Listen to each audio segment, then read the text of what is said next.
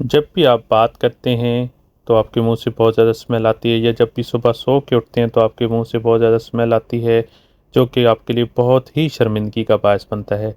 तो परेशान होने की ज़रूरत नहीं है। आप घर में एक बहुत ही आसान तरीके के साथ इसको बिल्कुल हमेशा के लिए ख़त्म कर सकते हैं। सबसे पहले गर्म पानी लीजिए, उसके अंदर 5 से 7 दाने लौंग के डालिए और उसमें ऐड कीजिए एप्पल साइडर विनेगर। ठीक है, क्योंकि इसकी कंसंट्रेशन ऐसी होती है कि इसमें एंटी माइक्रोबियल प्रॉपर्टीज़ बहुत ज़्यादा होती है, और यानी इसको हम हाली कंट्रोल के तौर पे यूज़ करते हैं। हाली कंट्रोल मीन आपका जो बैड स्मेल है फ्रॉम द माउथ, इसको हमेशा हमेशा के लिए ख़त्म करने में मदद करता है। ठीक है, इसके अंदर आपने half tea spoon baking soda भी ऐड करना है। उसको अच्छी तरह से मिक्स करके ठंडा करके आपने इसके गार्गल करने हैं दिन में 2 बार। आप देखिएगा कि विद इन 5 to 7 डेज़ आपकी मुंह से स्मेल हमेशा हमेशा के लिए ख़त्म।